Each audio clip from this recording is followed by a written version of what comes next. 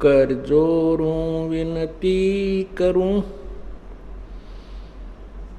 धरूं चरण पर शीस।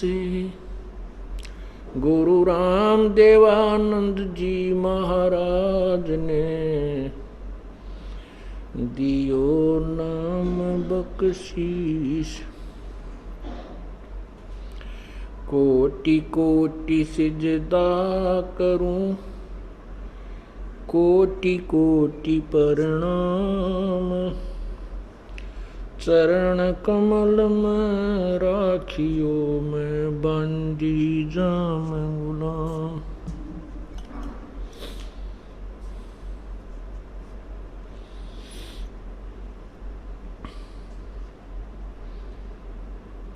जय इब के सतगुरु मिले, सब दुख आँखों रो। चरणों ऊपर शीस धरूं, कहूँ जो कहनी हो। कबीर गुरु जी मिलेंगे, पूछेंगे कुशलात। आद अंत की सब कहूँ, अपने दिल की बात। गुरु जी तुम ना भूलियो, चाहे लाख लोग मिल जाएं। हमसे तुमको बहुत हैं, तुमसे हमको नाही। तुम्हारे विसारे क्या बने, मैं किसकी शरण में जाऊं। शिव विरंच मुनि नारदा, तिनके हृदय न समाऊं।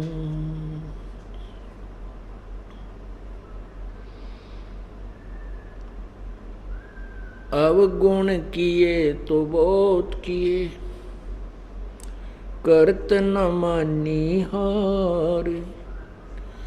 बावे बंदा बख्श दियो, बावे गर्दन उतार। अवगुण मेरे बाप जी, बख्शो गरीब नवाज। जो मैं पूत कपूत हूँ, बर पिता को लाज।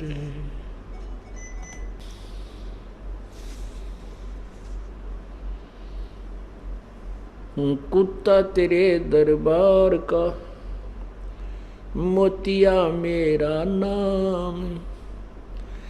गले प्रेम की रस्सी, जा खींचो वहाँ जाऊं। तो करो तो बावड़ू, दूर दूर करो तो जाऊं। जो राखो तो ही रहूं, जो देवो सो खाऊं। बंदी छोड़ दयाल जी, तुम तक हमारी दौड़। जैसे कागज जहाज का, सोजत और न ठोरे। परमपिता परमात्मा, सारी सृष्टि के रचनहार, कुल मालिक कबीर परमेश्वर स्वयं ही एक तत्वदर्शी संत की भूमिका करते हैं।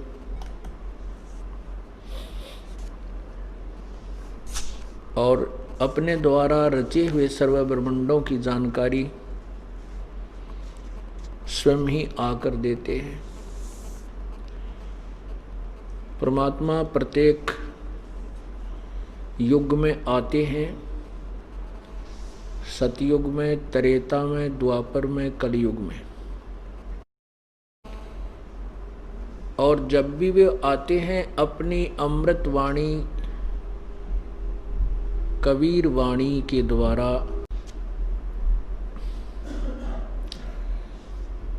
जिस भी युग में परमेश्वर आते हैं, अपनी अमृत वाणी में लोकोक्तियों, कविताओं, दोहों, शब्द आदि के माध्यम से यथार्थ ज्ञान वर्णन करते हैं।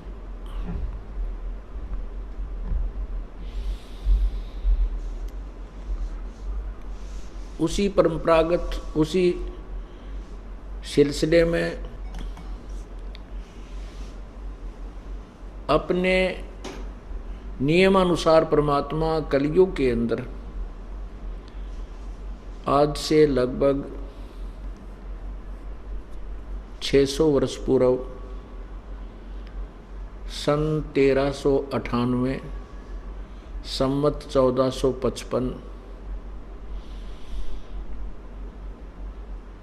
ज्येष्ठ मास की पूर्णमासी को एक कमल के फूल पर आकर के शिशु रूप धारण किया था और फिर वो बड़े हुए, लीला करते हुए उन्होंने फिर अपनी अमृतवाणी उस तत्व ज्ञान से परिपूर्ण उच्चारण की।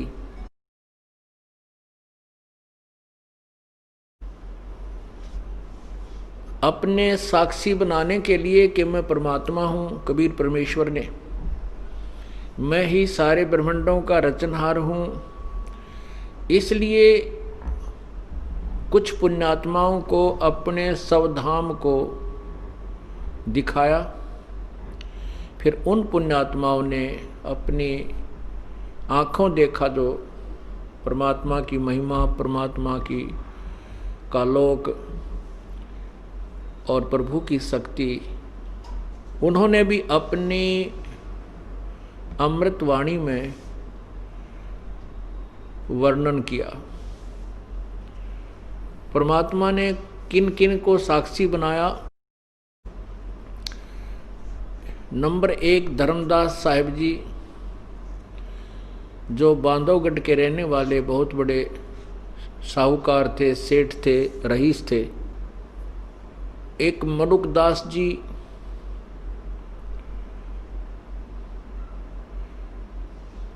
और संत दादू साहिब जी,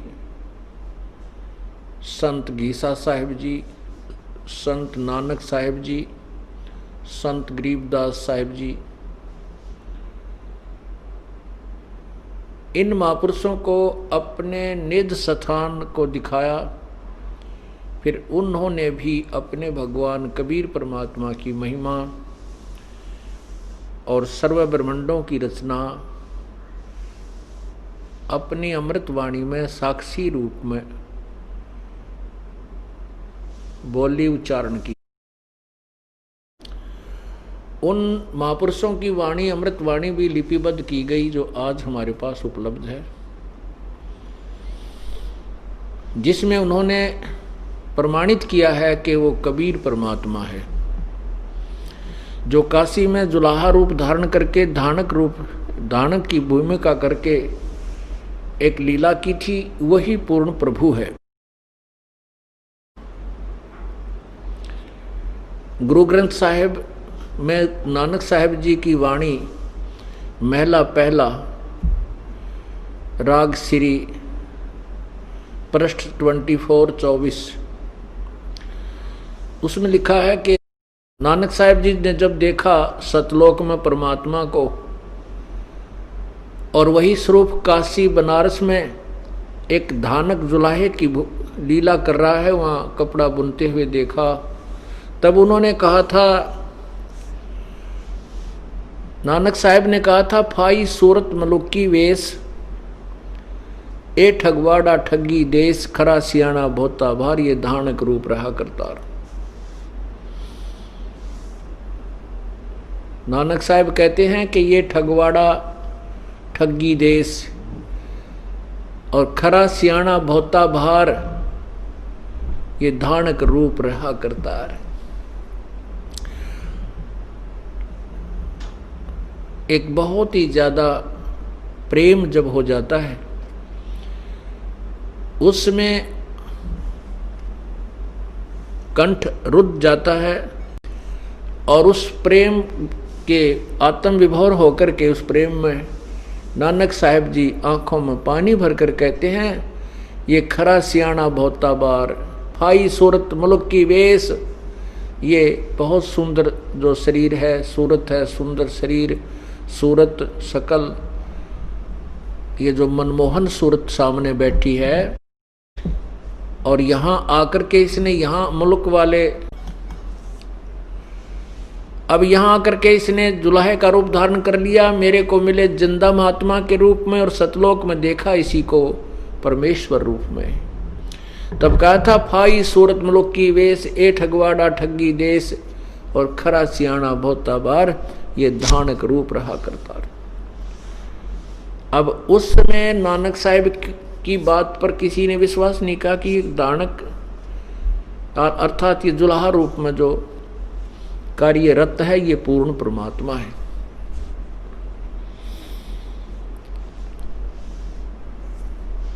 उसी प्रकार आदरणीय संत गरीबदास साहिब जी भी उनके साक्षी हैं। सतलोक जाने के उपरांत सहसरी सतलोक चले गए थे कबीर परमेश्वर जी। उसके लगभग 200 वर्ष के बाद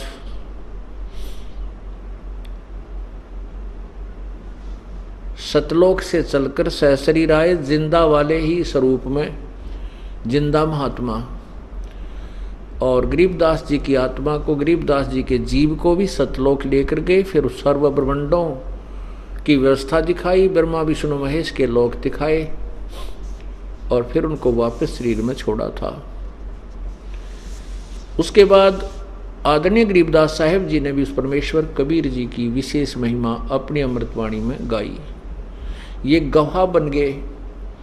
इस कलयुग में अब वो समय आ गया है कि पूरी पृथ्वी पर, पूरे विश्व में यदि कोई भगवान चाहने वाली आत्मा है तो इस भक्ति को करेगा, चाहे वो हिंदू है, मुसलमान है, सिख या ईसाई या जैनी, कोई भी है, जिसको परमात्मा की चाह है।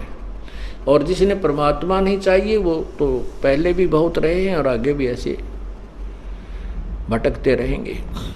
परमात्मा ने उसी समय जब वो प्रकट हुए थे, आज से 500-600 वर्ष पहले, अपनी अमृतवाणी में लिख दिया था धर्मदास, एक समय आएगा कलयुग में लगभग 5000 से ऊपर जब कलयुग चला जाएगा,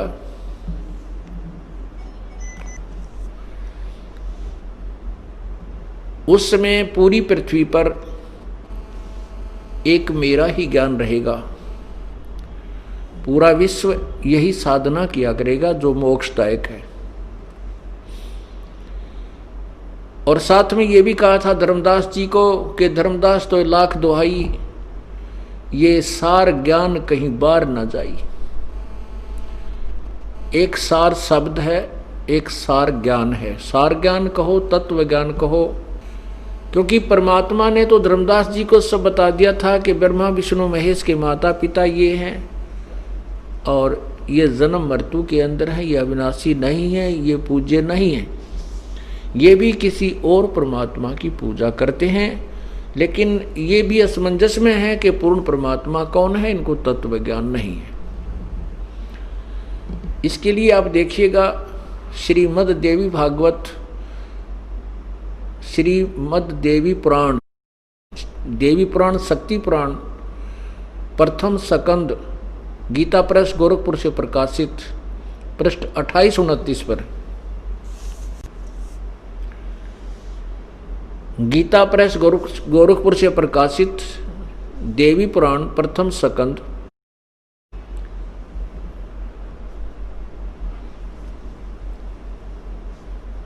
पृष्ठ 28-29 पर लिखा है कि ब्रह्मा जी ने जब विष्णु जी को तप करते हुए देखा तो उन्होंने उनसे पूछा कि हे प्रभु, आप सारी जगत के मालिक हो, क्योंकि सब भ्रमित हैं ज्ञान में, किसी को पूर्ण ज्ञान नहीं है। आप ही सारी सृष्टि के रचनहार हो, आप ही सबके पालक हो, आप भी किसकी साधना करते हो? तब विष्णु जी कहते हैं, मैं आपको सच्ची बात बताता हूं, मैं तप करता रहता हूं, ज्यादा समय में तप करने में व्यतीत करता हूं, और जब तप से उठता हूं तो राक्षसों को मारने में मेरा ज्यादा समय व्यतीत होता है, और मैं शक्ति यानी दुर्गा की पूजा करता हूं। पुण्यात्माओं, ये बीच बीच में जो शास्त्रों का सहयोग हमें लेना पड़ रहा है, ये इसलिए कि आप इस सत्य को सत्य मान सकें। अभी आपको दिखाते हैं कि विष्णु जी खुद कह रहे हैं कि मैं दुर्गा की पूजा करता हूं, और मेरे विचार से इससे अतिरिक्त कोई भगवान नहीं है दुर्गा के अतिरिक्त। श्री विष्णु जी की स्टेटमेंट है ये, श्री देवी पुराण यानी शक्ति पुराण में। ये देखिएगा, श्री देवी पुराण,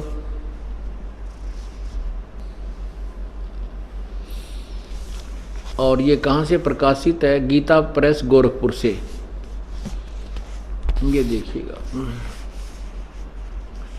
संक्षिप्त देवी पुराण, श्री देवी भागवत, ये पहला स्कंद, और यहाँ देखो, इधर आना, नीचे देखो, यहाँ पर नारद जी ने कहा महाभाग व्यास जी, तुम इस विषय में जो पूछ रहे हो, ठीक यही प्रश्न मेरे पिताजी ने भगवान श्री हरि यानी विष्णु जी से किया था। देवा अधिदेव यानी भगवानों के भगवान, भगवान जगत गुरु, जगत के स्वामी हैं। मेरे पिताजी ने भगवान श्री हरि से किया था। देवादिदेव भगवान जगत के स्वामी हैं। लक्ष्मी जी उनकी सेवा में उपस्थित रहती है। दिव्य कौस्तुमणि उनकी शोभा बढ़ाती है। वे शंख चक्र और गदा लिए रहते हैं, पीतांबर धारण करते हैं, 4 भुजाएं हैं, वक्षस्थल पर श्रीवत्स का चिन्ह चमकता रहता है। वे चराचर जगत के आश्रयदाता हैं, जगत गुरु एवं देवताओं के भी देवता। अब जगत गुरु की व्याख्या देख, जगत गुरु के स्टेटमेंट देखना क्या कहता है। फिर ये ऐसे जगत प्रभु भगवान श्री हरि महान तप कर रहे थे, यानी घोर तप कर रहे थे। उनकी समाधि लगी थी। यह देखकर मेरे पिता ब्रह्मा जी को बड़ा आश्चर्य हुआ। यहां देखो,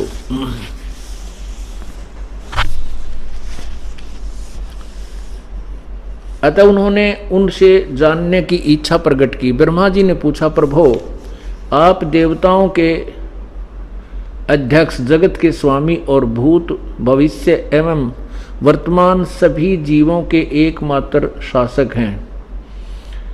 भगवान फिर आप क्यों तपस्या कर रहे हो हैं और किस देवता की आराधना में ध्यान मग्न हैं? मुझे असीम आश्चर्य तो यह हो रहा कि आप देवेश्वर एवं सारे संसार के शासक होते हुए भी समाधि लगाए बैठे हैं। नीचे देखना, नीचे आने दे। ब्रह्मा जी के विनीत वचन सुनकर भगवान श्री हरि उनसे कहने लगे, ब्रह्मन सावधान होकर सुनो। श्री हरि ने उनसे कहने लगे, ब्रह्मन सावधान होकर सुनो, मैं अपने मन का विचार व्यक्त करता हूं। विष्णु जी कह रहे हैं, देवता दानव और मानव सब यही जानते हैं कि तुम सृष्टि करते हो, मैं पालन करता हूं और शंकर संहार किया करते हैं। किंतु फिर भी वेद के प्रागामी पुरुष अपनी युक्ति से यह सिद्ध करते हैं कि रचने, पालने और संहार करने की यह योग्यता जो हमें मिली है, इसकी अधिष्ठात्री शक्ति देवी हैं। वे कहते हैं कि संसार की सृष्टि करने के लिए तुम में राजसी शक्ति का संचार हुआ है, मुझे सात्विक शक्ति मिली है, और रुद्र में तामसी शक्ति का आविर्भाव हुआ है। यह शक्ति, उस शक्ति के अभाव से तुम इस संसार की सृष्टि नहीं कर सकते, मैं पालन करने में सफल नहीं हो सकता, और रुद्र से संहार कार्य भी नहीं हो संभव नहीं। ब्रह्मा जी, हम सभी उस शक्ति के सहारे ही अपने कार्य में सदा सफल होते आए हैं। सुवर्त, प्रत्यक्ष और परोक्ष दोनों उदाहरण मैं तुम्हारे सामने रखता हूं, सुनो। यह निश्चित बात है कि उस शक्ति के अधीन होकर ही मैं, विष्णु जी कह रहे, मैं प्रलय काल में इस शेष नाग की सैया पर सोता और सृष्टि करने का अवसर आते ही जाग जाता हूँ। मैं सदा तप करने में लगा रहता हूँ, उस शक्ति के शासन से कभी मुक्त नहीं रह सकता। कभी अवसर मिला तो लक्ष्मी के साथ सुखपूर्वक समय बिताने का सौभाग्य प्राप्त होता है। मैं कभी तो दानवों के साथ युद्ध करता रहता हूँ, राक्षसों के साथ। अखिल जगत को भय पहुंचाने वाले दैत्यों का विकराल शरीरों को शांत करना मेरा परम कर्तव्य है। आगे देखना, मुझे सब प्रकार से शक्ति के अधीन होकर रहना पड़ता है। उन्हीं भगवती शक्ति का मैं निरंतर ध्यान किया करता हूँ। मैं उस दुर्गा का ही ध्यान करता हूँ। और ब्रह्मा जी, मेरी जानकारी में इन भगवती शक्ति से बढ़कर दूसरे कोई देवता नहीं है। अब ये जगत गुरु की स्टेटमेंट है, और ब्रह्मा जी इनको सर्वशक्तिमान, देवेश्वर, सब देवों के देव भगवान विष्णु को कितनी महिमा दे रहे हैं। और विष्णु जी वो जगत गुरु, यानी जगत गुरु का अर्थ होता सबको सच्चा ज्ञान देने वाला। तो भगवान विष्णु को जगत गुरु कहा गया, और जगत गुरु जी कह रहे हैं कि मैं तो घोर तप करता रहता हूं, और मैं दुर्गा शक्ति यानी देवी का ध्यान करता हूं, और मेरे विचार में इस दुर्गा से ऊपर कोई भगवान नहीं है। अब पुण्यात्माओं, उन ऋषियों और महर्षियों को कहां से ज्ञान होगा जब इन भगवानों को ज्ञान नहीं, जिसको हम सर्वेश्वर, सर्वज्ञ, सबके जाननहार, भूत भविष्य वर्तमान के जाननहार माना करते थे। यदि ये स्टेटमेंट ये दास सीधा कह देता कि ब्रह्मा विष्णु महेश अल्पज्ञ हैं, इनको ज्ञान नहीं है आध्यात्मिक, तो बहुत ज़्यादा भक्तात्मा नाराज हो जाते हैं और शायद सत्संग सुनने भी नहीं आते जो नए नए आए हैं। और जब सामने ये प्रत्यक्ष देख लिया अपने सदग्रंथों में, फिर ये मन जो है सेट हो जाता है।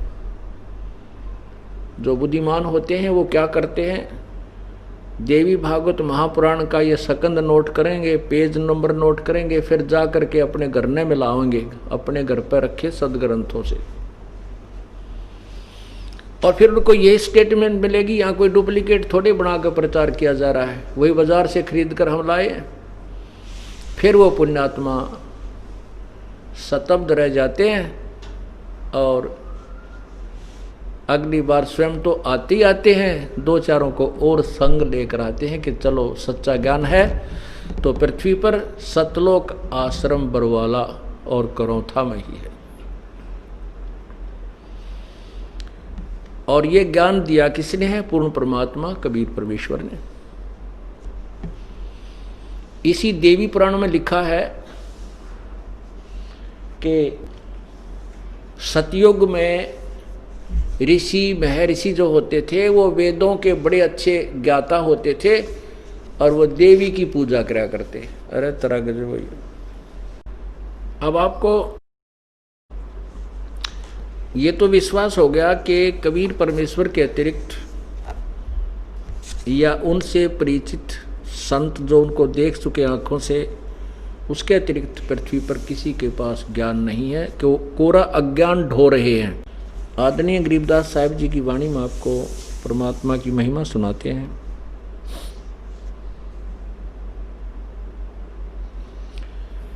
तत् कहन को राम है दूजा नहीं देवा,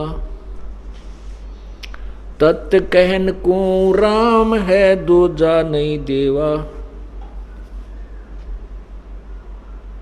तत् तत् राम तत् ब्रह्म, तत् ब्रह्म यानी वो पूर्ण परमात्मा, परम अक्षर ब्रह्म ही पूर्ण परमात्मा है। उसके अतिरिक्त कोई भी देव नहीं है, वो वास्तव में परमात्मा नहीं है। जैसे आपने सुबह के सत्संग में सुना था कि गीता जी अध्याय नंबर 15 के श्लोक नंबर 17 में कहा है कि जो 16 नंबर श्लोक में दो भगवान सरपुरुष और अक्षर पुरुष के विषय में जानकारी दी है, वो उनसे भिन्न है।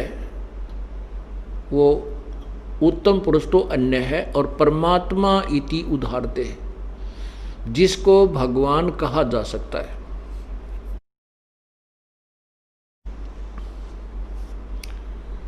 अपुण्यात्मा विशेष एक एक शब्द जो होते हैं सदग्रंथों के, वो बहुत गहराई और रहस्य से भरे हुए होते हैं। उनको तत्वदर्शी संत ही बता समझा सकता है। जन साधारण या ये ऋषि महर्षि जिनको हम बड़े विद्वान माना करते थे, तो बिल्कुल बालकांते भी गए गुजरा ज्ञान था इनका। ये भक्ति मार्ग से कति अपरिचित थे। हठ योग, सिद्धियां प्राप्ति करना, इनका यही अज्ञानता का मार्ग था। इसी कारण से ये उवाबाई का ज्ञान जनता को देकर चले गई। अब इसमें गीता अध्याय नंबर 15 के श्लोक 17 में कहा कि उत्तम पुरुष तो अन्य परमात्मा इति उदाहरते। पुरुषोत्तम सर्वश्रेष्ठ परमात्मा तो कोई इन दोनों से भी भिन्न है, सरपुरुष और अक्षर पुरुष से। वो गीता जी अध्याय नंबर 8 के मंत्र 3 में लिखा है कि वो परम अक्षर ब्रह्म है। और वही गीता अध्याय नंबर 15 के श्लोक 17 में कहा कि उत्तम पुरुष है तो अन्य परमात्मा इति उदाहरते। अब ये एक बहुत ध्यानपूर्वक सुनना कि उसको भगवान कहा जाता है और वही तीनों लोकों में प्रवेश करके सबका धारण पोषण करता है। वो अविनाशी परमात्मा है। जैसे आपने परमात्मा की वाणी सुनी थी, इस झूठे सुख को सुख कहे ये मान रया मन मोद, ये सकल चबीना काल का कुछ मुख में कुछ गोद। अब हम भगवान राम परमात्मा इन सभी को कहते हैं। विष्णु जी भी भगवान हैं, शंकर जी भी भगवान हैं, ब्रह्मा जी भी भगवान हैं, परमात्मा है। और क्षर पुरुष ज्योति निरंजन भी भगवान है, अक्षर पुरुष भी भगवान है। और अब गीता जी अध्याय नंबर 15 के श्लोक 17 में स्पष्ट किया है कि वास्तव परमात्मा उसी को कहते हैं, वो परम अक्षर ब्रह्म परमात्मा है। इनको भी हम भगवान कहते हैं। इनको भी स्वामी, भगवान माने स्वामी, मालिक, प्रभु, ईश, गॉड, अल्लाह, खुदा, ये उसी परमेश्वर के पर्यायवाची और भाषा भिन्न नाम हैं। श्री विष्णु पुराण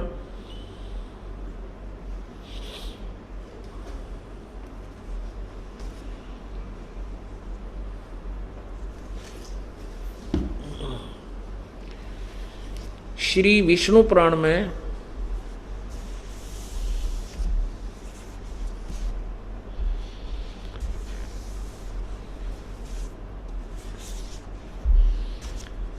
श्री विष्णु पुराण में कहा है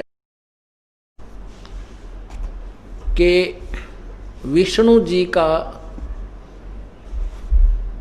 प्रथम रूप तो पुरुष है, पुरुष माने प्रभु। वो फर्स्ट इंप्रेशन तो लगे है जैसे ही भगवान जैसा है। अब यहाँ विष्णु जी विष्णु पुराण में इस काल को इस काल को विष्णु कहते हैं। कहा क्योंकि ये अपने वास्तविक रूप में जो गीता जी का ज्ञान देते समय अर्जुन को जो वास्तविक रूप दिखाया कि मैं काल हूं, मेरा ये स्वरूप है, गीता जी के अध्याय नंबर 11 के श्लोक 32 में, और 47-48 में श्लोक में कहा है अध्याय 11 के में कि अर्जुन ये मेरा जो काल रूप है तेरे अतिरिक्त पहले किसी ने नहीं देखा, और ना किसी वेदों से, और ना कोई आगे देख सकता, और ना किसी क्रिया से, ना वेदों से, ना जप तप से, ना किसी यज्ञ से मेरे इस रूप को नहीं देख सकता। गीता जी अध्याय नंबर 7 के श्लोक 24-25 में स्पष्ट किया है कि ये मेरा एक अटल नियम है, अविनाशी नियम है कि मैं कभी अपने यथार्थ रूप में किसी के सामने नहीं आता, अपनी योग माया से छुपा रहता हूं। उसी के लिए ये काल क्या करता है, किसी को विष्णु रूप में दर्शन देता है, किसी को ब्रह्मा रूप में दर्शन देता है, किसी को शिव रूप में दर्शन देता है। इसलिए ये ऋषिजन भ्रमित होकर के इसी काल के पुत्र विष्णु या शिव या ब्रह्मा को ही भगवान और सर्वशक्तिमान मानने लगे। अब यहाँ विष्णु पुराण का वक्ता ने विष्णु को यानी उस काल को ही विष्णु मानकर उसकी महिमा कही, और आगे चल के इसी में कहा कि उस विष्णु ब्रह्मा विष्णु महेश से और परमात्मा है, और उससे उस अन्य परमात्मा है जो यहाँ का कंट्रोलर है। और फिर बताया है कि इस ब्रह्मा विष्णु महेश और प्रकृति से और काल ब्रह्म से भी एक और परमात्मा है। ऐसे ये उलझ पुलझ ज्ञान इनके पास था। यहाँ पर ये विष्णु जी को, उस काल को विष्णु कहकर संबोधित कर रहा है श्री विष्णु पुराण का वक्ता श्री पाराशर ऋषि। इसमें कहा कि विष्णु जी का प्रथम रूप तो भगवान है, पुरुष है, और उसका परम रूप काल है। काल उसका परम रूप है। ये देखिएगा श्री विष्णु पुराण गीता प्रेस गोरखपुर से प्रकाशित श्री विष्णु पुराण, नीचे देखिएगा श्री गीता प्रेस गोरखपुर से प्रकाशित, इसके अध्याय नंबर 2, ये देखिएगा अध्याय नंबर 2, ये है अध्याय नंबर 2, और पृष्ठ इधर देखना, ये पृष्ठ नंबर 4, और नीचे इधर देखना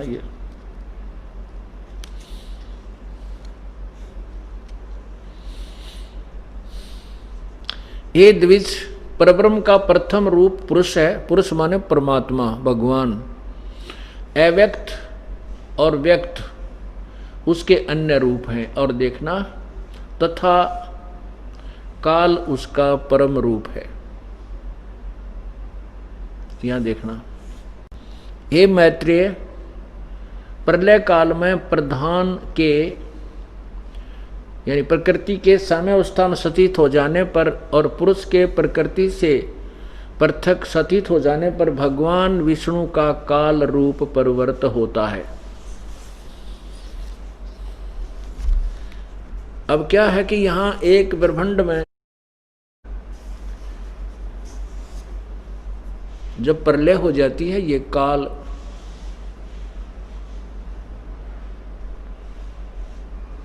काल ये क्या करता है कि जैसे एक ब्रह्मांड के अंदर रचना करके तीनों पुत्रों की उत्पत्ति करके दुर्गा को सारी बागडोर संभाल के ये इससे अलग होकर के अपने 21वें ब्रह्मांड में बैठ जाता है। वहाँ इसके ये अपने काल रूप में विद्यमान रहता है, और नीचे के लोकों में आता है तो ये अपना शरीर बदल लेता है। अभी आपने श्री विष्णु पुराण अध्याय नंबर 2 पृष्ठ नंबर 4 पर पढ़ा कि श्री विष्णु जी का प्रथम रूप तो पुरुष है। पुरुष माने प्रभु, ये भगवान जैसा लगता है। और काल इसका परम रूप है। काल इसका असली रूप है, सही रूप तो इसका काल है, और वैसे ही वो भगवान जैसा दिखाई देता है। अब जो दास आपको प्रूव करना चाहता था पवित्र गीता जी अध्याय नंबर 15 के श्लोक 17 को, कि उत्तम पुरुष तु अन्य परमात्मा इति उदाहरत। पुरुषोत्तम यानी श्रेष्ठ भगवान, वास्तव में सही भगवान तो कोई क्षर पुरुष यानी ब्रह्म, अक्षर पुरुष अर्थात परब्रह्म से भी अन्य है, कोई और है। परमात्मा इति उदाहरत। एक बार पवित्र गीता जी के इस श्लोक को भी आप अपने नैनों से देखिए, फिर बहुत ही ज़्यादा दृढ़ता से आपके अंदर समा जाएगा और फिर सत्संग का आनंद अधिक आएगा। ये देखिएगा पवित्र गीता जी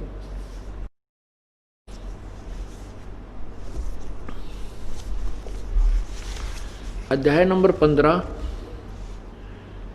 और यहाँ देखो ये 16 देखो इधर को नीचे, संस्कृत पढ़ेंगे इसकी।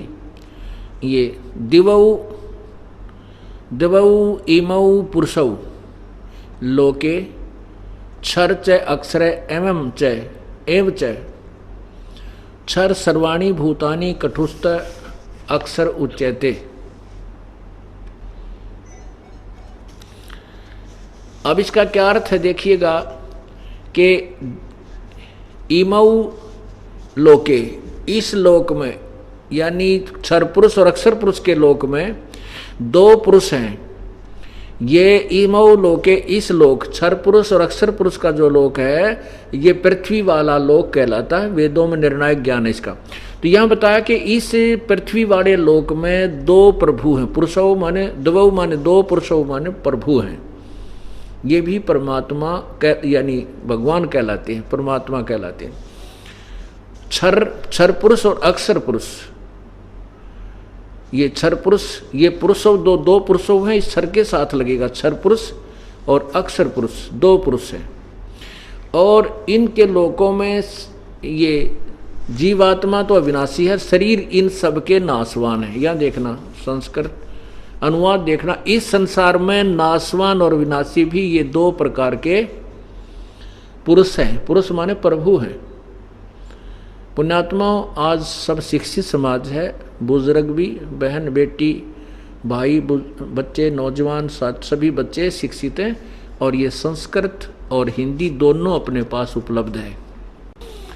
इसमें कहा है कि इस संसार में नाशवान और विनाशी भी ये दो प्रकार के पुरुष हैं, भगवान हैं। संपूर्ण प्राणियों के शरीर नाशवान और जीवात्मा अविनाशी कहा जाता है। और 17 में कमाल किया है, ये देखिएगा, उत्तम पुरुष तु अन्य, और परमात्मा इति उद्धारते, जिसको परमात्मा कहा जाता है वो तो इन ऊपर वाले दोनों से, क्षर पुरुष और अक्षर पुरुष से और ही भगवान है, और ही प्रभु है। और ये लोकत्रयम अविश्य विभर्ति अवय ईश्वर, अवय माने अविनाशी, ईश्वर माने सब भगवानों में श्रेष्ठ प्रभु। नीचे देखना अनुवाद इन्हीं के द्वारा, उत्तम पुरुष यानी उत्तम भगवान तो कोई अन्य ही है, जो तीनों लोकों में प्रवेश करके सबका धारण पोषण करता है, अविनाशी परमेश्वर परमात्मा इस प्रकार कहा जाता है। वैसे इसका सीधा अर्थ ऐसे बनता है, संस्कृत देखिएगा, उत्तम पुरुष तु अन्य, वो श्रेष्ठ भगवान तो कोई और ही है, और परमात्मा इति उदाहरत, जिसको परमात्मा कहा जाता है। सिंपल सा जो है ना सरलार्थ है इसका, कोई विशेष बात नहीं है।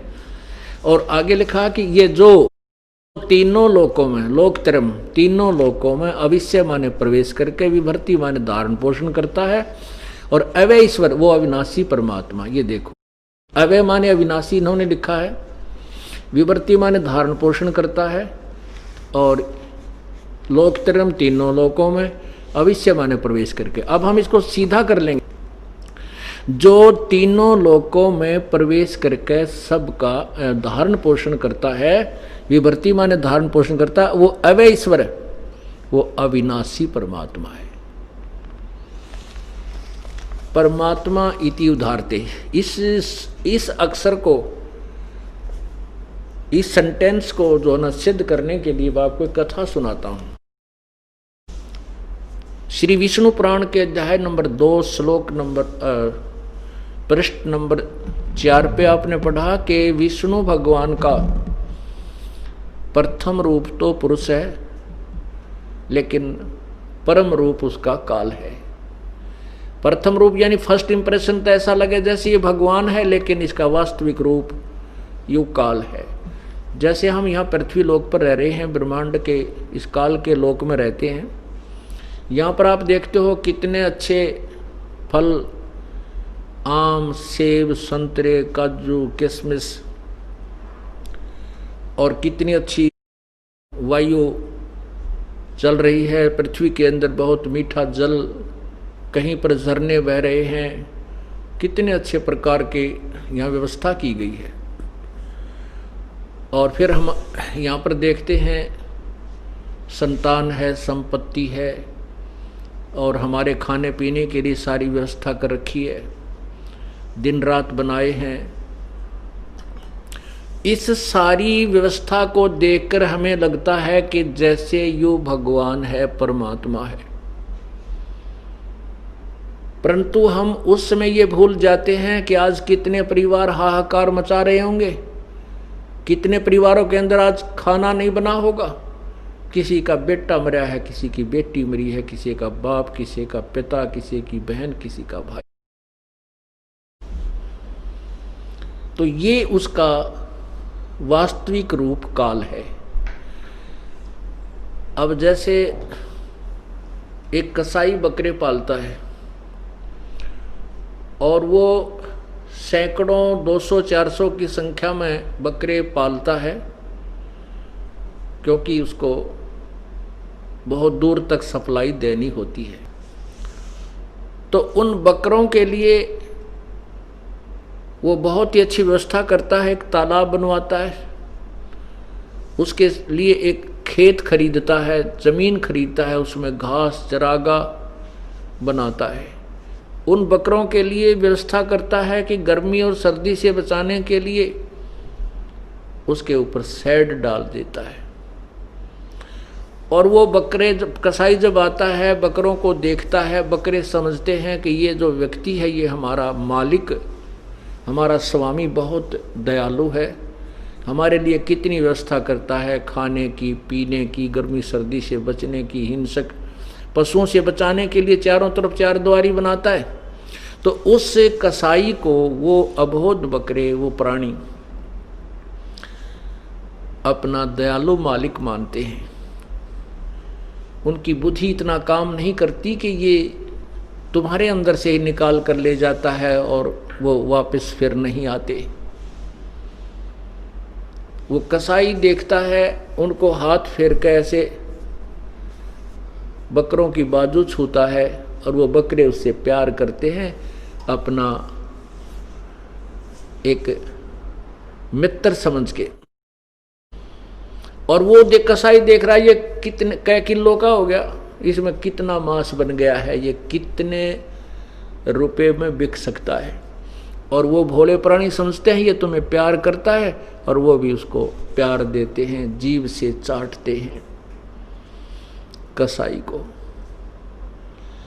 पुण्यात्माओं, शाम के समय, दिन में जब भी आवश्यकता पड़ती है, वो कसाई नहीं देखता ये किसका बेटा है, किसकी बेटी है, किसकी माँ है, किसका बाप है, किसका भाई है। वो तो ये लाठी लेकर 5, 7, 10 जितने उसको आवश्यकता है बाहर कटवाने की, उनको डंडे से हाँक कर अलग छांट ले जाता, कान पकड़ पकड़ के, और गाड़ी में ठूस देता है, जाके कड़च करवा देता है।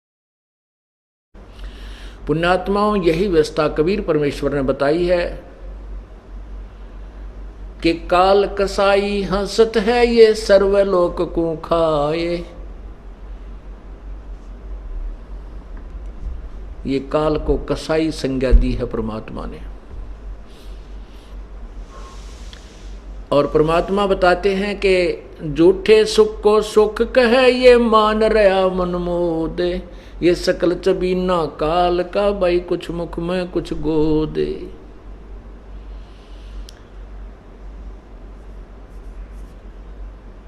परमात्मा का अर्थ होता है वास्तव में भगवान उसे कहते हैं जो हमें खाने पीने की व्यवस्था सब सुविधा फ्री दे और कोई कष्ट नहीं देता, उसको परमात्मा कहा जाता है।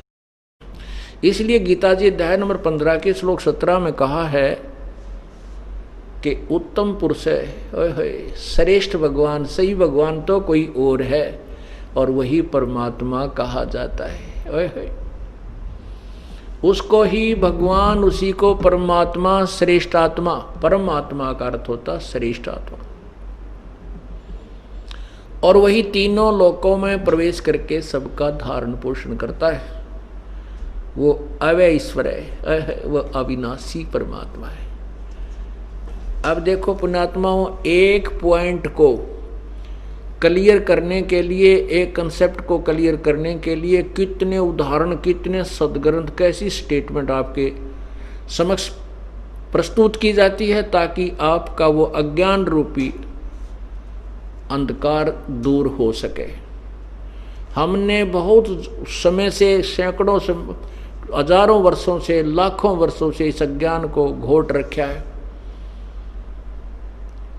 और अब ये परमात्मा का सूर्य उदय हो रहा है उस तत्व ज्ञान का। तो इसको आपके हृदय में समाने के लिए सभी सदग्रंथों का सहयोग लेना पड़ता है। जिन सदग्रंथों पर आप पूर्ण रूप से आधारित हैं, जैसे पवित्र हिंदू समाज के श्रद्धालु पवित्र चारों वेद, पवित्र श्रीमद् भगवत गीता, पवित्र 18 पुराण और पवित्र महाभारत आदि सदग्रंथों को एक एथेंटिक यानी बहुत ही प्रमाणित सदग्रंथ मानते हैं। उधर से पवित्र ईसाई धर्म के श्रद्धालु पवित्र बाइबल को अद्वितीय शास्त्र मानते हैं। इसी प्रकार मुसलमान धर्म के श्रद्धालु, पवित्र मुसलमान धर्म के श्रद्धालु पवित्र कुरान शरीफ को बहुत ही प्रमाणित शास्त्र मानते हैं।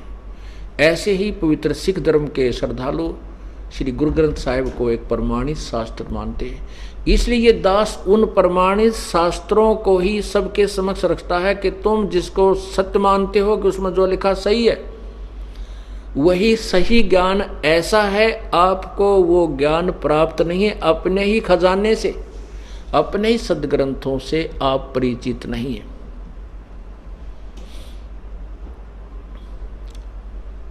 और जब पुण्यात्मा आंखों देख लेंगे जिनको भगवान चाहिए, वो तुरंत ही इस दास के पास आकर के अपना कल्याण कराएंगे।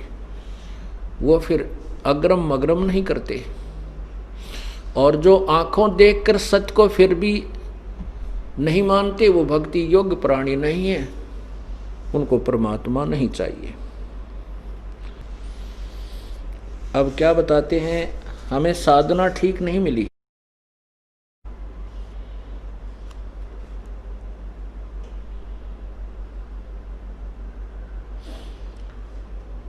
इस कारण से हम अभी तक भ्रम भटक रहे हैं। और इस मन को आप जैसे पहले साधना जो कर रहे हो, तीर्थ पर जाते हो, कितने बाबा जी की पूजा करते हो, कि कहीं हनुमान चालीसा करते हो, नवरात्रे करते हो, आठम का व्रत करते हो, ग्यास का व्रत रखते हो, सोमवार का रखते हो, और आपको बता दे कि एक शुक्रवार का भी शुरू कर दो और एक और वहाँ धाम है वहाँ जाना शुरू कर दो, वहाँ भी चले जाओगे और एक व्रत और भी शुरू कर दोगे।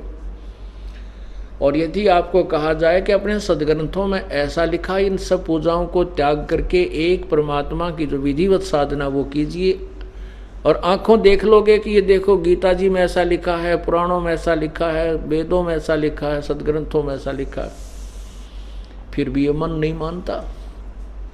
मन क्यों नहीं मानता? क्योंकि मन खुद काल है, ये स्वयं काल है, ये काल का दूत है। आत्मा इसके साथ संयोग कर दिया, आत्मा को ये भ्रमित रखता है, ये डराता रहता है, ऐसे करेगा तेरे बालक मर जाएंगे, ऐसे करेगा तेरे को नुकसान हो जाएगा। इतना पीड़ित किया हुआ इसको मन ने, आत्मा को, अब ये इतनी डरा दी इसने कि जैसे कुत्ते के 2 लठ मार दे और फिर वो कहीं बेचारा पड़ा पड़ा भी कोई जरा सा ऐसे खुटका कर दे, वहीं पड़ा पड़ा रोता है, उठन के भागने की भी उसकी हिम्मत नहीं रहती, वहीं चिल्लाने लग जाता, जरा सी कहीं खुटका हो जाता। तो हम इतने भयभीत, इतने पीड़ित कर दिए, इतने पीठ डाले इस काल ने, युगों युगों से हमारे को सता रखा है। और अब हम इतने डर गए हैं कि कहीं इन पूजाओं को छोड़ दें और हम हमारे हानि हो जाए। और उनको पूछते पूछते परिवार विनाश हुए पड़े हैं, वहां बुद्धि काम नहीं करती। तो क्या बताते हैं परमात्मा, अपनी महिमा,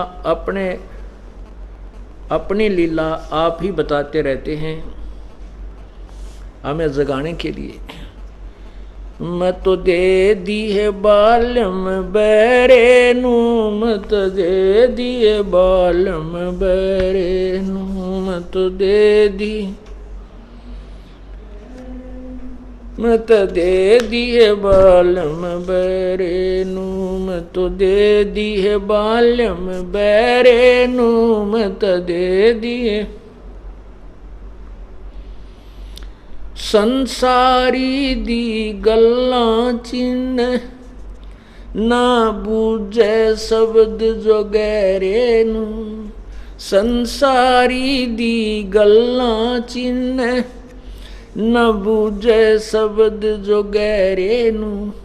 ये मुर्दों से ती प्रीत लगावे, न जाने सतगुरु मेरे नू, मत दे दिए बालम बैरे नू, मत दे दिए बालम। मुर्दों से ती प्रीत लगावे, न जाने सतगुरु मेरे नू। ये मुर्दों से ती प्रीत लगावे, न जाने सतगुरु मेरे नू, मत दे दिए बालम, मत दे दिए, मत दे दिए बालम बैरे नू, मत दे दिए बालम बैरे नू, मत दे दिए बालम बैरे नू, मत दे दिए बालम बैरे नू। संसारी दी गल नू चिन्ह, नहीं बूझे शब्द जो गहरे नू। संसारी दी गल्लां चिन्ह, न बूझे शब्द जो गहरे नू। मुर्दों से ती प्रीत लगावे, न जाने सतगुरु मेरे नू। ये मुर्दों से ती प्रीत लगावे, नहीं जाने सतगुरु मेरे नू, मत दे दिए बालम बैरे नू, मत दे दिए बालम बैरे नू। तो श्वेत छतर सिर मुकुट विराज, देखत ना उस चेहरे नू। श्वेत छतर सिर मुकुट विराजे, देखत ना उस चेहरे नू। ऊंची थलियां खेती बोवे, भूल गए निज डेरे नू। ये ऊंची थलियां खेती बोवे, भूल गए निज डेरे नू। मत दे दिए बैरे नू, मत दे दिए बालम बैरे नू। ये संसार समझदा नहीं, कहंदा श्याम दोपहरे नू। ये संसार समझदा नहीं, कहंदा श्याम दोपहरे नू। गरीब दासिए वक्त जात है, रोवोगे इस पैरे नू। गरीब दास ये वक्त जात है, रोवोगे इस पैरे नू। मत दे दिए बालम बैरे नू, मत दे दिए बालम। मैं तो दे दी है बालम बैरे नू, मैं तो दे दी है बालम बैरे नू। सत साहिब। अब परमात्मा अपनी महिमा आप बतावें, कहते हैं ये आत्मा मन के साथ बांध दी और ये इसका मालिक बन बैठा, स्वामी बन बैठा, पति बन गया।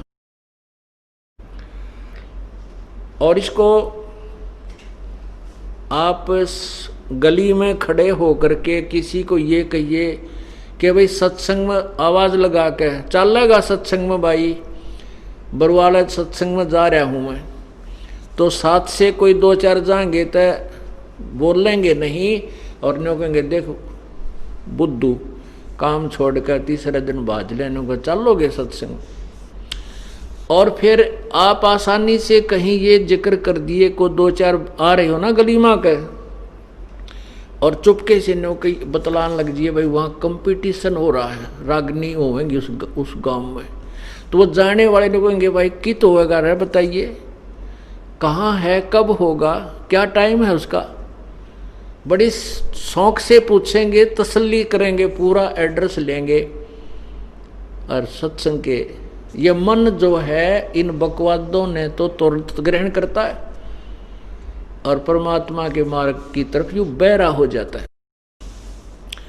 अब तत्व ज्ञान परमात्मा कहते हैं, जो हम तत्व ज्ञान बताते हैं भक्ति शास्त्र अनुसार बताते हैं, इसने तो सुनकर राजी नहीं, और बाकी कितनी ही इसके पीठ पर लाद दे ये गलत साधना, सारिया ने गधे की तरह खींचे चला जाएगा, है पेट पलनिया भी चल पड़ेगा, है नंगे पैरा भी वहाँ पहुँच जाएगा, छाले भी पड़ जाएंगे, और कह दे इसने और खड़ा होकर तप कर ले पैर सूझ जाएंगे।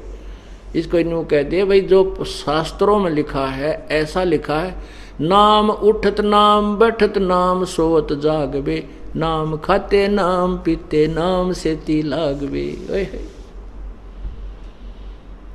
परमात्मा के भजन में हठ योग नहीं है किसी सदग्रंथ के अंदर, और जो हठ योग करते हैं उनको बड़ा दुष्ट कहा है।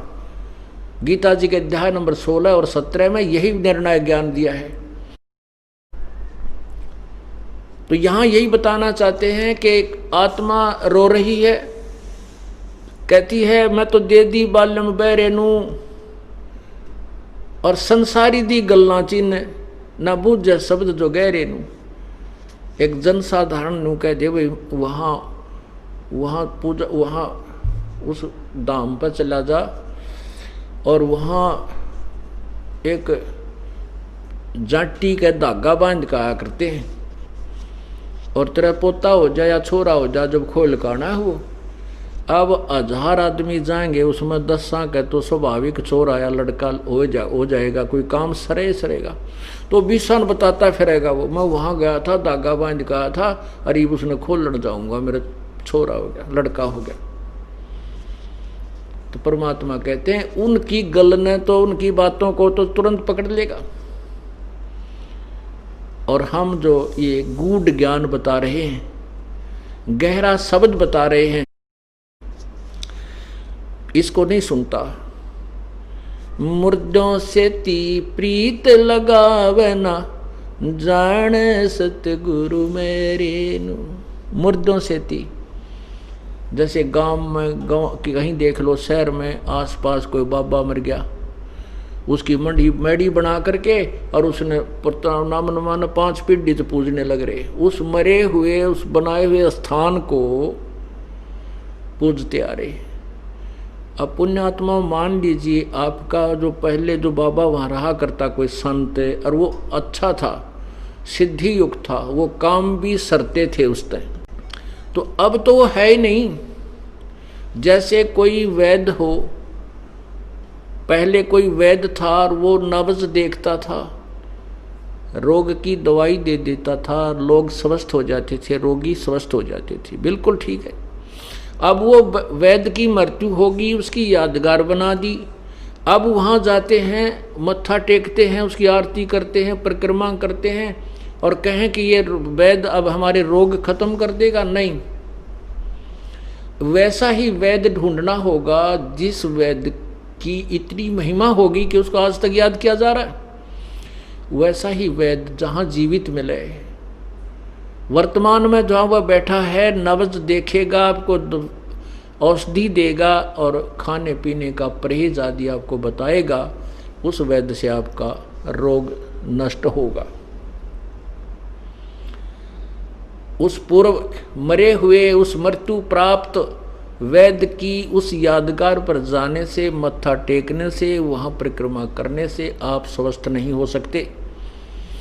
ठीक इसी प्रकार कहते मुर्दों से ती प्रीत लगावे, न जाने सतगुरु मेरे नु। उन मरे हुओं से तो प्यार कर रहा है और जिंदा जो संत सतगुरु आवाज लगाता है उसको नहीं सुनता, उसकी बात पर विश्वास नहीं करता।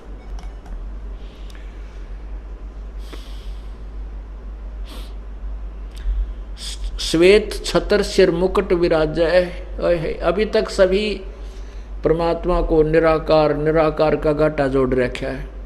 आप किसी पवित्र हिंदू धर्म के अनुयायी ने या उस महापुरुष ने या किसी संत ने या मंडलेश्वर ने, ऋषि ने पूछ ले, महर्षि आखिर में यही कहेंगे परमात्मा निराकार है।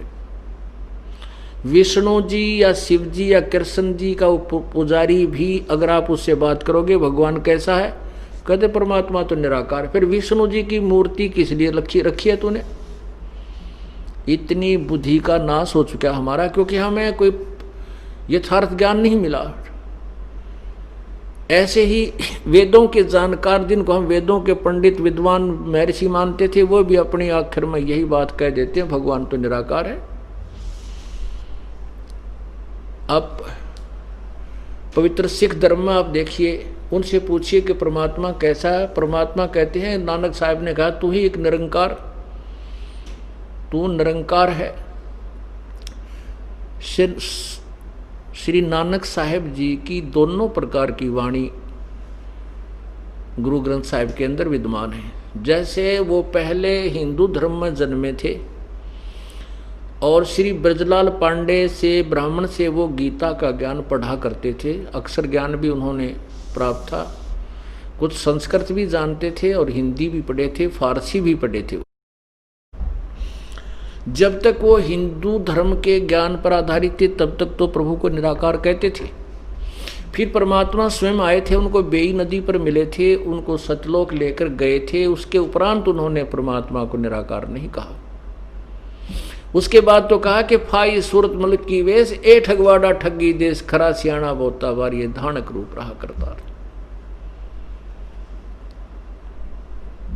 श्री गुरु ग्रंथ साहिब और श्री राग श्री और पृष्ठ नंबर 24 पे ये पूरा शब्द लिखा है।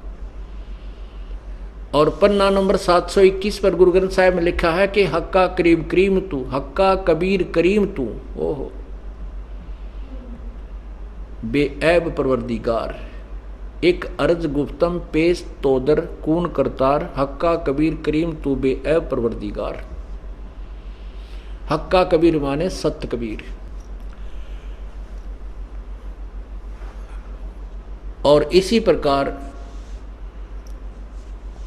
पवित्र ईसाई धर्म के किसी भी अनुयायी को आप पूछिए, वो कहेगा परमात्मा कैसा है।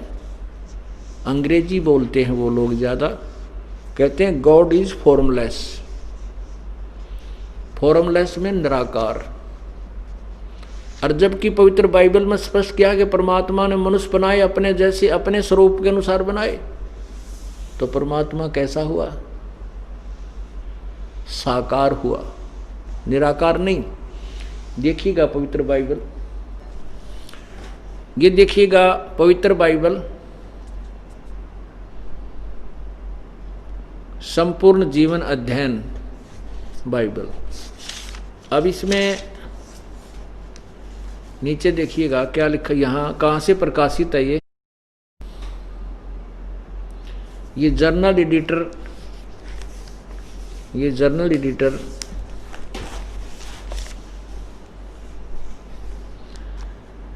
डॉनलैंड सी स्टैम्प्स MADDV। आगे देखिए कहाँ से प्रकाशित है, life publishers international Springfield Michigan USA, printed in India. अब इसके प्रश्न नंबर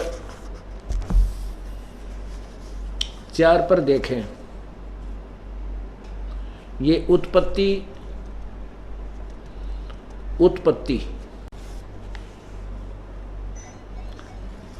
अब देखें उत्पत्ति। यहां परमात्मा ने आदि में परमेश्वर ने आकाश और पृथ्वी की सृष्टि की। पृथ्वी बेडौल सुनसान पड़ी थी और गहरे जल के ऊपर तैर रही थी, अंधियारा था तथा परमेश्वर का आत्मा जल के ऊपर मंडराता था। अब हम जो सिद्ध करना चाहते हैं, नीचे आइएगा। ये प्रथम परमेश्वर ने उजियाले को दिन और अंधियारे को रात कहा, सांझ हुई फिर भोर हुआ। ये इस प्रकार पहला दिन, नीचे देखो, ये सांझ हुई भोर हुआ, फिर दूसरा दिन, आगे देखो, फिर तीसरा दिन, नीचे देखो, सांझ हुई फिर चौथा दिन, यहाँ आओ, फिर सांझ हुई भोर हुआ, इस प्रकार पांचवा दिन, यहाँ देखो। अब छठवां दिन जो है,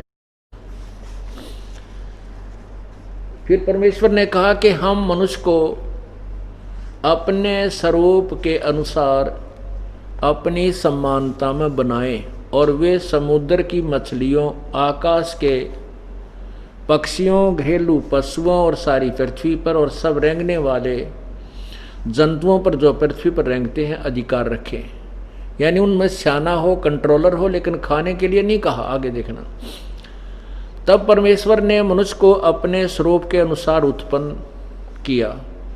अपने ही स्वरूप के अनुसार परमेश्वर ने उसको उत्पन्न किया, नर और नारी करके उसने मनुष्य की सृष्टि की। और परमेश्वर उनको आशीष दी और उनसे कहा कि फूलो और फलो और पृथ्वी भर पर में भर जाओ। आगे देखो, ये देखना। फिर परमेश्वर ने उनसे कहा कि सुनो, जितने बीज वाले छोटे छोटे पेड़ सारी पृथ्वी के ऊपर हैं वे और जितने वृक्षों में बीज वाले फल होते हैं वे सब मैंने तुमको दिए हैं, वे तुम्हारे भोजन के लिए हैं। यहाँ किसी भी मनुष्य को पवित्र बाइबल में मांस खाने का आदेश नहीं है। आगे देखो। तथा इस प्रकार सांझ हुई फिर भोर हुआ, इस प्रकार ये छठवां दिन, 6 दिन हो गए। और 7वां दिन यूं आकाश और पृथ्वी में उनकी सारी सेना का बनाना समाप्त हुआ, हो गया। और परमेश्वर ने अपना काम जिसे वह करता था 7वें दिन समाप्त किया और उसने अपने इस किए हुए काम से 7वें दिन विश्राम किया। अब ये पवित्र बाइबल ने सिद्ध कर दिया कि परमात्मा साकार है और मनुष्य सदृश है, क्योंकि परमात्मा ने सभी मनुष्यों को अपने ही स्वरूप में रचने के लिए कहा और ऐसा ही रच दिया और नर नारी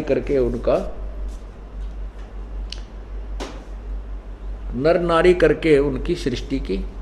और साथ में यह भी आदेश दे दिया कि तुम मांस नहीं, केवल फलदार वृक्ष और बीजदार पौधे, यानी जैसे गेहूं, चने, बाजरा, ज्वार, ये खा सकते हो।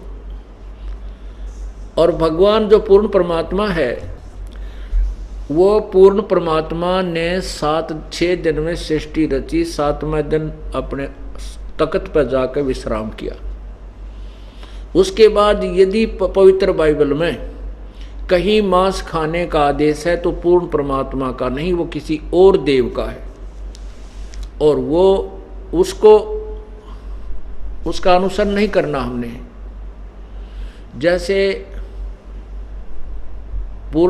जैसे एक उदाहरण देते हैं कि एक व्यक्ति की किसी थानेदार से दोस्ती थी, थानेदार से SHO से मित्रता थी। उसने उस व्यक्ति ने अपने मित्र एसएचओ यानी थानेदार से कहा कि मेरा पड़ोसी मुझे बहुत तंग करता है, नहीं मानता, मैंने सब प्रार्थना की है, वो बहुत परेशान करता है। तो उस एसएचओ ने अपने मित्र से कह दिया कि मार लठ उसके माप देख लूंगा। अब उस व्यक्ति ने अपने एसएचओ उस थानेदार मित्र के आदेश का पालन करके अपने गवांडी के अपने पड़ोसी के सिर में लठ मारा, लागते वो मर गया, मृत्यु होगी। अब उसने संविधान तोड़ दिया राजा का, एक अधिकारी के कहने से। राजा का अधिकार था कि राजा का जो कानून है, नियम है कि यदि कोई किसी की हत्या करता है तो उसको सजाए मौत होती है, दी जाती है। अब उस नालायक ने, उस अनजान ने अपने एक अधिकारी मित्र के आदेश का पालन करके राजा के नियम का भंग कर दिया, तो जिस कारण से उसको सजा मिली, सजाए मौत हुई। राजा का संविधान था, राजा का संविधान है कि कोई किसी की हत्या करता है तो उसको सजा मिलेगी या 20 साल की सजा होगी, कैद होगी। और उसके मित्र थानेदार ने उसको कह दिया मार लठ माप देख लूंगा। तो उसका आदेश पालन करने से राजा का संविधान तोड़ दिया, उसको सजा मिली। ठीक इसी प्रकार पवित्र सदग्रंथ, जैसे पूर्ण परमात्मा यानी भगवान का आदेश है कि किसी भी प्राणी को, किसी भी मनुष्य ने कोई मांस नहीं खाना, केवल फलदार वृक्ष तुम्हें दिए हैं और बीजदार पौधे, नथिंग एल्स। और यहाँ तक आगे लिखा है इसी में कि जितने भी प्राणी हैं उनके भी मांस खाने का आदेश नहीं है, वो भी घास वाले पौधे, ये छोटी छोटी झाड़ियाँ आदि ये खा सकते हैं। पुण्यात्मा, सतयुग में शेर भी मांस नहीं खाते थे। प्रारंभ में जब सतयुग प्रारंभ होता है, वो इतने अच्छे वृक्ष होते हैं उस समय कि पंजे मार करके, कुछ ऐसे पेड़ हैं जिनमें से बहुत अच्छा शरबत जैसा पदार्थ निकलता है, उसको शेर आहार किया करते थे। अब उनका परमानेंट आहार मांस बन गया। आप देख लीजिए, हमारे पवित्र हिंदू धर्म के अंदर कोई भी मांस छूता नहीं था। और मुसलमानों को हिंदू धर्म के श्रद्धालु इसलिए बुरा मानते थे कि वो मांस खाते थे। अब हिंदू धर्म में मांस शायद सबसे ज़्यादा खाने लग गए। ऐसे ही पवित्र सिख धर्म के अंदर कोई मांसाहार नहीं करता था, और किसी भी सदग्रंथ में या किसी गुरु ग्रंथ साहिब में कहीं पर प्रावधान नहीं है, बल्कि इसके मांस खाने वालों को महापामर प्राणी कहा है। और अब देख लो, मेरे ख्याल में सिख धर्म सब ने माफ कर गया मांस खाने में। अगर और समय में 100-200 वर्ष के बाद कोई ये कहेगा कि हमारे पूर्वज श्री नानक जी और वो 10 बादशाह कभी मांस नहीं खाते थे, कोई नहीं मानेगा। इसी प्रकार सतयुग में शेर मांस नहीं खाते थे प्रारंभ में। मनुष्य का तो कहना ही क्या है। तो यही समझ लेना चाहिए कि परमात्मा जो पूर्ण ब्रह्म है, उसने 6 दिन में सृष्टि रची और इस काल के को संभाल दी इसकी, और आप सतलोक में जाके विराजमान हो गया, अपने तख्त पर बैठ गया। अब इसी का प्रमाण पवित्र कुरान शरीफ देखिए, सूरत फुरकानी 25 आयत नंबर 52 से 59 में स्पष्ट किया है।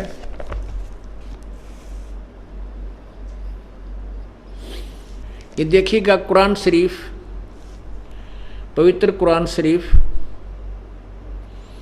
इसके विषय में लिखा है, यह वह इल्हामी किताब है जिसमें कोई संदेह की गुंजाइश नहीं, अर्थात इसमें जो लिखा है वो सत्य है। कुरान शरीफ नीचे लिखा है, ये मुतरजम बहराइशिया अनुवाद स्टीपन, ये इसका अनुवाद है। शास्त्रीय अरबी पद्धति पर नागरी लिपि में रूपांतर नंद कुमार अश्वथी। आज नीचे देखिए शेरवानी संस्करण, ये कहाँ से छपा है? प्रकाशक हैं लखनऊ किताबघर, मौसम बाग, सीतापुर रोड, लखनऊ। अब इसका देखिएगा यहाँ पर, ये है सूरत फुरकानी,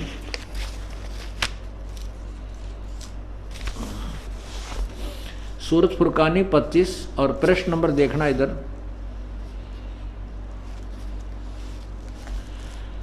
604 पे। नीचे आइएगा, पहले हम ये संस्कृत ये देखते हैं फारसी। ये आयत नंबर 51 देखिएगा, फला तुतियल काफिरिन व जिहादम बही जिहादन कबीरन, ये कबीरन शब्द 52 में। इसका अर्थ क्या किया है इन्होंने? नीचे देखिएगा, हिंदी किया है इन्होंने खुद ही, नीचे देखो नीचे, यहाँ इस 52 का हिंदी किया है, 51 का हिंदी किया है। तो ए पैगंबर, तू काफिरों का कहा न मानना, कहा न मानना, और इस कुरान की दलीलों से उनका सामना बड़े जोर से करो। इन्होंने कबीर का अर्थ बड़ा कर दिया। इसमें क्या कहा है कि कुरान शरीफ बोलने वाला अल्लाह, जिसको हजरत मोहम्मद जी यानी मुसलमान धर्म के प्रवर्तक श्री हजरत मोहम्मद जी कह रहे हैं, हजरत मोहम्मद जी को उसका अल्लाह जिसको वो खुदा मानते हैं, वो कह रहा है कि ए पैगंबर हजरत मोहम्मद, तो इन काफरों का कहा ना मानना, ये कबीर पर जो मैं तेरे को कुरान शरीफ के अंदर जो वचन बोल रहा हूं इन पर विश्वास करना। और वो कबीर परमात्मा है, उसके जो मैं कह रहा हूं वो कबीर परमात्मा है, उसके ऊपर विश्वास करना, इन काफरों का कहा ना मानना, क्योंकि ये कबीर को भगवान नहीं मानते। फिर 53, 54, 55, 56, 57, 58, 59 तक ये कहा है कि ये वही परमात्मा है, ये कबीर वही परमात्मा है जिसने जमीन और आसमान के बीच में जो कुछ भी है उसको 6 दिन में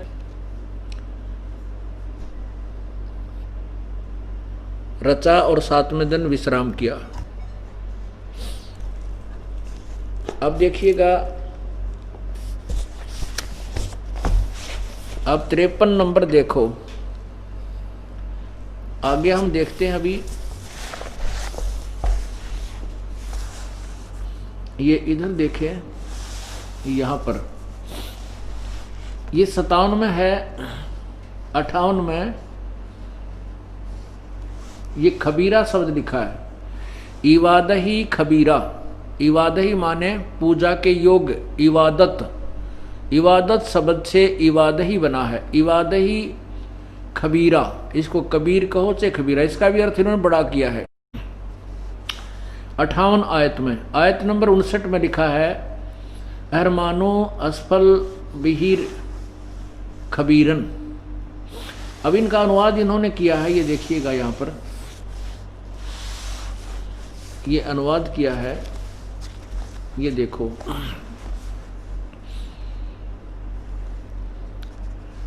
ये अब 57 का जो 58 में देखो, ए पैगंबर हजरत मोहम्मद का खुदा कह रहा है, ए पैगंबर उस जिंदा पर भरोसा रखो जो कभी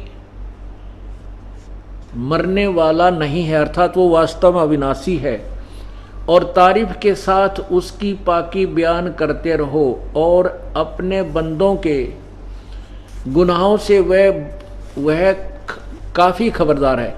यहाँ इन्होंने कबीरा का अर्थ बड़ा कर दिया, काफ़ी बहुत नहीं, वो कबीर परमात्मा अपने बंदों के अपराधों को माफ कर देता है, उनका गुनाहों को से खूब परिचित है, क्षमा कर देता है। इसका वास्तविक अर्थ ये बनता है। फिर भी 59 में क्या कहा कि जिसने आसमान और जमीन के और जो कुछ उन आसमान और जमीन और जो कुछ उनके बीच में है सबको 6 दिन में पैदा किया, फिर तख्त पर जा विराजा, वह अल्लाह बड़ा, वह अल्लाह कबीर। वो अल्लाह कबीर, बड़ा का अर्थ कबीर, इन्होंने कबीर का अर्थ बड़ा कर दिया। हम कहते हैं वह अल्लाह कबीर रहमान है, दयालु है। और तो उसकी खबर, उस कबीर नामक परमात्मा की खबर किसी बाखबर इल्म वाले से पूछ देखो।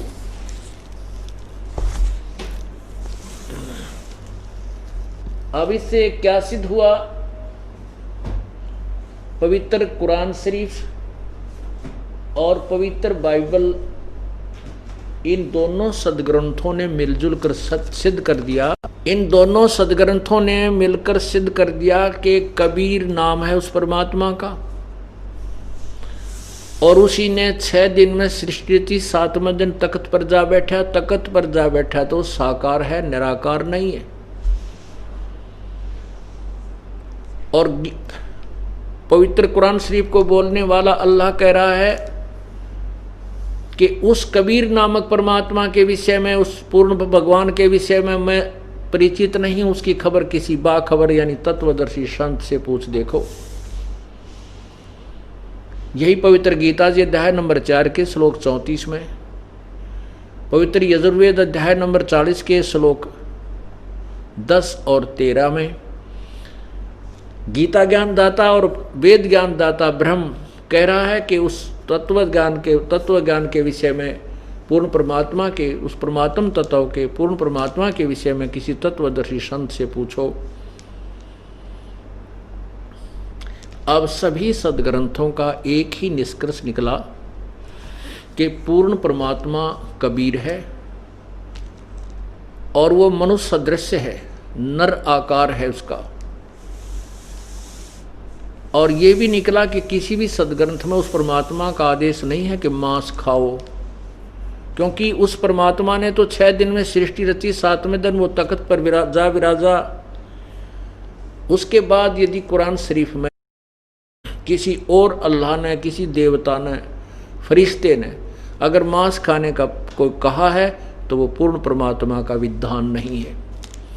उसके आदेश का पालन करके मांस खाना तो उस पर पूर्ण परमात्मा के संविधान को भंग करना है, जिसकी सजा भोगनी होगी। जैसा आपको अभी उदाहरण सुना था उसी को यहां समझना। साथ में ये भी कहा कि वो उस परमात्मा के, जो कबीर परमात्मा है, जो हजरत मोहम्मद जी के को कहा है कि जो तुझे जिंदा रूप में मिला था उस जिंदा पर भरोसा करना। जिंदा महात्मा, मुसलमानों में जिंदा महात्मा होते हैं, एक सिर के ऊपर काला टोप पहनते हैं, ऊंचे चोटे वाला गोल गोल सा, और एक पूरा ओवर कोट पहनते हैं जो घुटनों से भी नीचे तक का होता है, और एक अपना कच्छा पहनते हैं, तो उसको जिंदा महात्मा कहते हैं। और वो परमात्मा जिंदा महात्मा के रूप में मिलता है। हजरत मोहम्मद जी को मिले थे कबीर परमात्मा कहते हैं, हम मोहम्मद को वहां ले गए हो, इच्छा रूपी वहां नहीं रहो। उल्ट मोहम्मद महल पठाया, शरीर में भेज दिया, और गुज बीरज एक कलमा लाया। रोजा बंग नमाज कही रे और देई रे, और बिस्मिल की नहीं बात कही रे। कहते हजरत मोहम्मद ने भी मांस खाने के लिए या किसी गौ या बकरे को बिस्मिल करने के लिए नहीं कहा, हाँ रोजा और नमाज करने की तो उन्होंने कहा। और साथ में ये बताते हैं,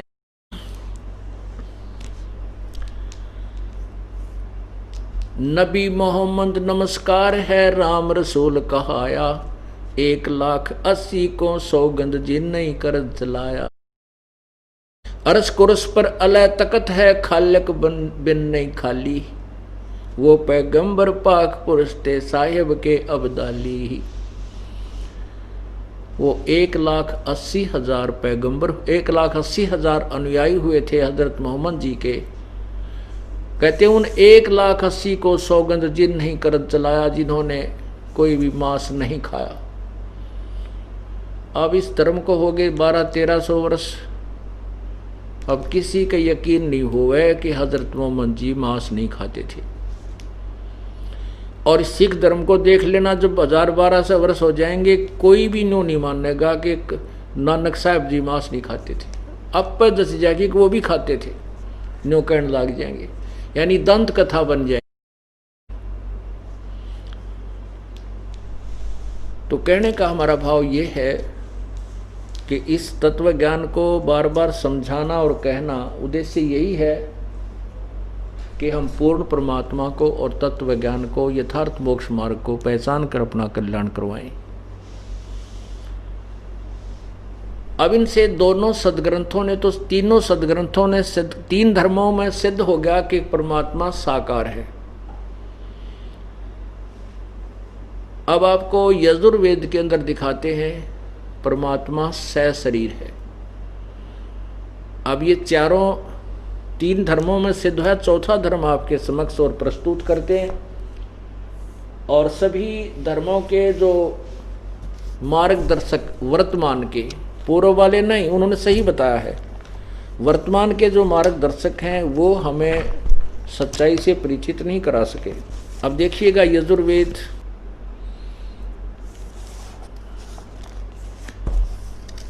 ये यजुर्वेद ये कहाँ से प्रकाशित है?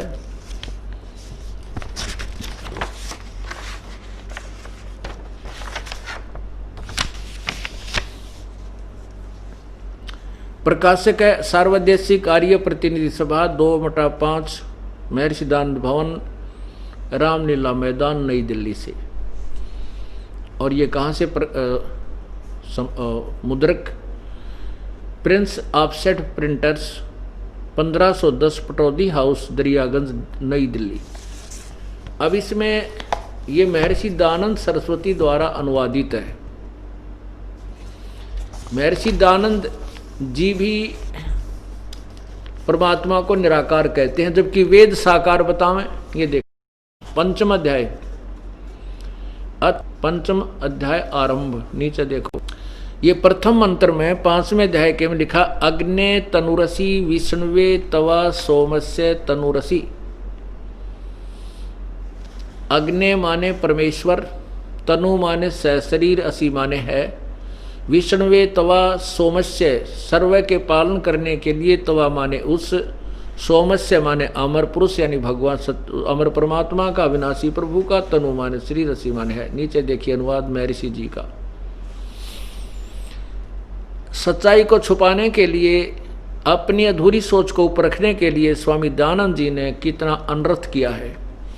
हे मनुष्यों, तुम लोग जैसे मैं जो हवि अग्नि, अग्नि माने बिजली प्रसिद्ध रूप, अग्नि के तनु माने शरीर के समान, असी माने है। इसकी सेंटेंस की कोई सेंस भी नहीं बनती। ये कहना क्या चाहते हैं स्वामी जी? जबकि सीधा अर्थ है अग्नि माने परमेश्वर और तनु माने शरीर, असी माने है। आगे है तवा माने उस, इन्होंने लिखा है उसको विष्णुवे माने यज्ञ की सिद्धि के लिए स्वीकार करता हूँ। जो सोमस्य माने जगत में उत्पन्न हुए पदार्थ समूह की, तनु माने विस्तार पूर्वक सामग्री, असी माने। देख के क्या अनर्थ कर डाला। अब ये देखिएगा इसी 5वें अध्याय के 35वें श्लोक में स्वयं ही कहते हैं कि तनु माने ना, सोम माने परमेश्वर। ये देखो ये 35वां श्लोक है। सोम, ये सोम माने ऐश्वर्य देने वाले जगदीश्वर, सोम। और पुण्यात्मा यहाँ देखिए फिर सोमस्य, हम इसको सीधा अर्थ कर लें सोमस्य, विष्णुवे तवा सोमस्य, सोमस्य माने उस जगदीश्वर का, तनु माने शरीर, असी माने है। किसी भी डिक्शनरी में उठा के देख ले, तनु माने शरीर, असी माने है। अब इन्हीं के द्वारा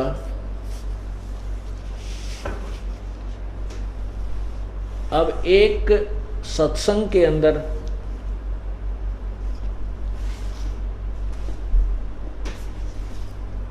हर प्रकार के श्रोता आते हैं, प्रथम बार भी आए होंगे और कुछ एक को स्पेशल प्रार्थना करके भी हमारे भक्त लाए होंगे। इसलिए उनको भी पूर्ण रूप से समझाने के लिए कि अग्नि माने परमेश्वर होता है। ये स्वामी दयानंद जी ने सत्यार प्रकाश के प्रारंभ में लिखा है कि जहाँ अग्नि शब्द हो उसको परमेश्वर मानिए। और इन्हीं के आधार से ये देखिएगा, ये यजुर्वेद और सामवेद इकट्ठे ही जल्द किए हैं। यजुर्वेद और सामवेद इकट्ठे जल्द किए हैं। यजुर्वेद का अनुवाद महर्षि दयानंद ने किया है और सामवेद का अर्थ एक आर्य समाजी आचार्य ने किया। देखिएगा ये कहाँ से है, यह प्रधान कार्यालय दान संस्थान वेद मंदिर महात्मा वेद भिक्षु सेवा आश्रम मुखमेलपुर दिल्ली। नीचे कहाँ से छपा है ये, मुद्रक कौन है, दान संस्थान नई दिल्ली का प्रकाशन। नीचे लिखो, देखो ये है, प्रकाशक है पंडिता राकेश रानी, अध्यक्ष दानंद संस्थान 2286 आर्य समाज मार्ग करोल बाग नई दिल्ली। इसमें अग्नि माने ये सामवेद में, ये देखिएगा ये सामवेद यहां से प्रारंभ होता है। इसमें प्रथम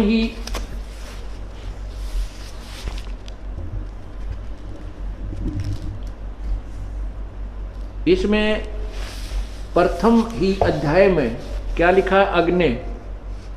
देखो ध्यान से, अग्नि माने हे परम ईश्वर। नीचे देखो जल्दी का, अग्नि माने हे परमेश्वर, अग्नि माने ईश्वर को, अग्नि माने परमेश्वर, अग्नि माने परमेश्वर, अग्नि माने हे ईश्वर, अग्नि माने हे ईश्वर। ये देखो अग्नि माने हे ईश्वर। आगे देखो, अग्नि माने हे ईश्वर,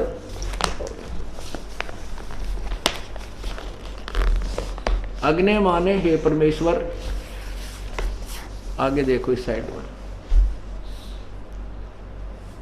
शुरू से, अग्नि माने हे ईश्वर। नीचे देखो, अग्नि माने हे परमेश्वर, अग्नि माने हे परमेश्वर। और भी सैकड़ों जगह पर जितने भी लाल निशान आपको दिखते हैं, अग्नि माने परमेश्वर। और यहाँ अग्नि माने परमेश्वर लिख दे, अग्नि माने परमेश्वर, तनु माने शरीर, रसी माने है विष्णुवे तवा सोमस्य तनुरसी। विष्णुवे सबके पालन के लिए, तवा माने उस, सोमस्य माने अमर पुरुष का, तनु माने शरीर, असी माने है नथिंग एल्स। इसका सीधा सा सॉल्यूशन सरलार्थ ये बनता है। पुण्यात्माओं, इस सत्य को आपके हृदय में जमाने के लिए अब कितने पापड़ बेलने पड़ गए। गुरुआ गाम बिगाड़े संतो, इन गुरुआ गाम बिगाड़े, ऐसे कर्म जीव कहला दिए ईव जड़े नहीं जाड़े। इन नकली संतों ने, नकली ऋषियों ने, नकली जगत गुरुओं ने और नकली सतगुरुओं ने ऐसे गांव के गांव बिगाड़ दिए, शहर के शहर यानी पूरा देश का देश खराब कर दिया। ऐसे कर्म, ऐसे शास्त्र विरुद्ध साधना पर लगा दिए, जड़े नहीं जाड़े, इनसे ये हटाए नहीं हट रहे। अब इस सब संवेद कबीर परमेश्वर की अमर वाणी को सिद्ध करने के लिए, कौन सी वाणी को, ओए होए, मत दे दी है बालम बैरेनू, मत दे दी है बालम बैरेनू, मत तो दे दी है।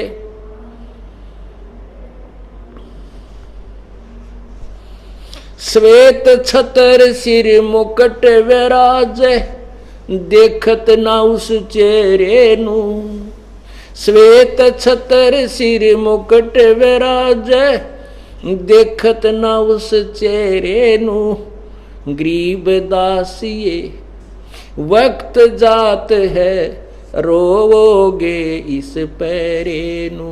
गरीब दासिए वक्त जात है, रोवोगे इस पैरे नू। मैं तो दे दी है बालम, दे दी है बालम बैरे नू। मैं तो दे दी है।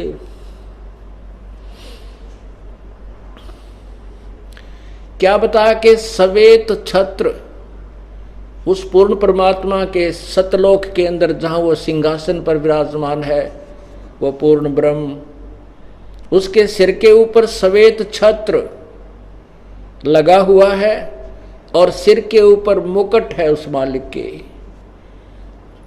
श्वेत छतर सिर मुकुट विराज, देखत ना उस चेहरे नू। वो कहते उस साकार परमात्मा को नहीं देख रहे हो। और गरीब दास ये वक्त जात है, रोवोगे इस पैरे नू। कहते हैं ये समय हाथ से, मनुष्य जीवन का जो समय वक्त आपके हाथ से जा रहा है और ये गलत साधना में खो दिया तो रोया करोगे इस समय को याद करके।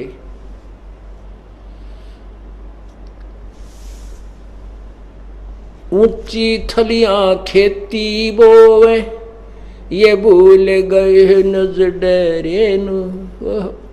कहते हैं ऊंची थलियों पर, पहले सिंचाई साधन ट्यूबवेल्स वगैरह नहीं थे और ये व्यवस्थित कैनाल भी नहीं थी, वर्षा पे आधारित होते थे खेती। तो परमात्मा क्या बताना चाहते हैं कि उस खेती जो तुम अपने उस डहर होता है उपजाऊ जमीन, झील वाली नीचे स्थान वाली को डहर, और ऊंचे स्थान पर जो उसको थली बोलते हैं। तो वर्षा होती है तो थलियों पर तुम, उस ऊंची थलियों के ऊपर तुमने बीज रखा है। उस जो अपने डहर को, जो उपजाऊ जमीन है जहाँ पर वर्षा का पानी ऊंचे सतलों पर बरस के भी वहाँ आके रुकता है, जो अच्छी फसल देता है, उस डहर में तुम खेती नहीं कर रहे। उस उपजाऊ जमीन को छोड़कर जो धन देती है, ऊंची थलियों के ऊपर तुमने बीज लिया, जो कि वहाँ आपको कोई लाभ नहीं हो रहा। अर्थात पूर्ण परमात्मा की साधना ना करके आन उपासना, अन्य देवताओं की पूजा पर आप अपना जीवन व्यर्थ कर रहे हो। उसको समझाने के लिए कहते हैं ऊंची थलियां खेती कर दे, भूल गए निज डेरे नू। और श्वेत छत्र सिर मुकुट विराजे, देखत ना उस चेहरे नू।